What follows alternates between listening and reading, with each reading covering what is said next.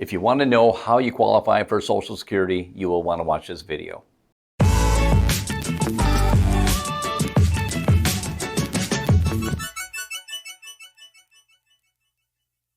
Okay, so you want to understand how you qualify for Social Security.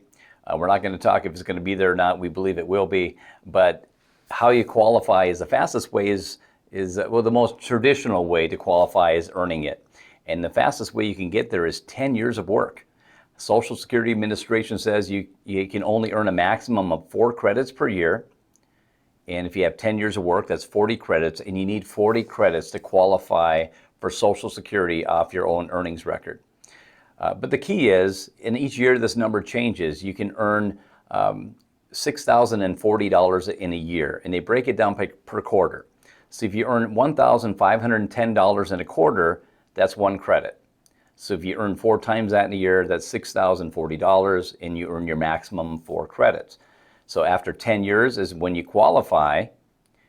That's when you get your Social Security statements, and you can see what your benefit will be. But Social Security Administration looks at the highest 35 earning years to determine what your benefit will be. Unlike the state pensions and federal pensions, state pensions, they look at usually the highest 5 years of earnings to determine your pension. The federal government looks at the highest 3 years of earnings to determine your pension. Social Security is different. They look at the highest 35 years to determine your benefit. So the more years you can work, the better. It's going to help increase your benefit tremendously. Now let's look at what if you don't have any earnings or enough earnings to qualify for your own benefits. Well, here's the rules. If you're married to somebody for at least 12 months and they have benefits, you will get benefits. So let's just say, for example, your spouse is making at full retirement age get $2,600 a month. When they file, it gives you the ability to file, and if you're the same age, you're going to get exactly half of that. You'll get $1,300 a month, just because you're married to somebody who gets benefits. What if you're married to somebody and they pass away? So the rule is for widow benefits, you have to be married for at least 9 months, and if they pass away after 9 months, then you qualify to get 100% of what their benefits would be. Now let's talk about what if you're married and divorced and you didn't have benefits. As long as you're not remarried, you have to be married for at least 10 years and divorced for at least 2 years to qualify for this. But if you didn't have your own benefits and your spouse did and you're divorced, you can collect half of their benefits whenever you're full retirement age. You have to wait till your full retirement age, depending on your birthday, to qualify for that.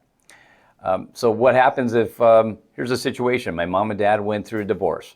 My mom and dad were married 20-something years and went through divorce. My dad remarried, my mom never did remarry.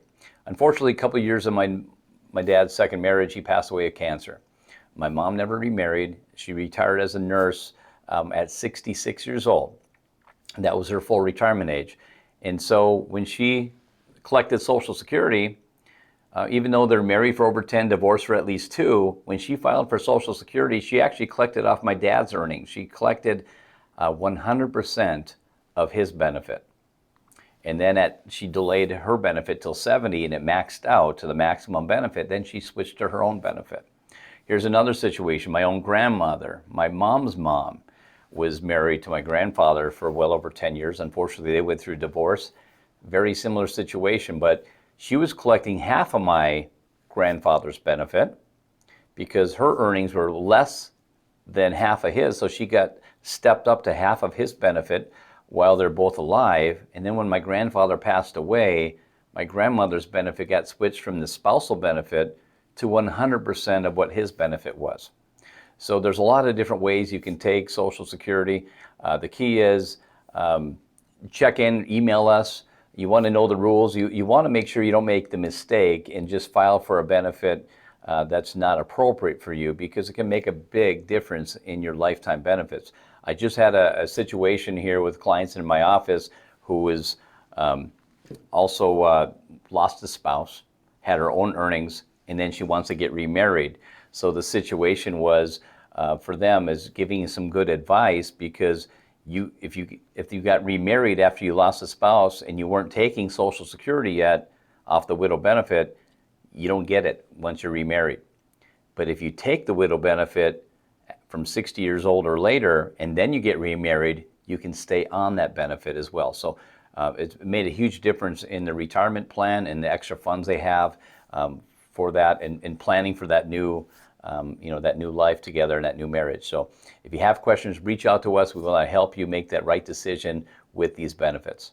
And if you like this information, you want more information on Social Security, please leave us a comment. Would you like us to do a new session on Social Security? Any questions, concerns you have? But hit that like and subscribe button. We want to help you and get you this good information to you.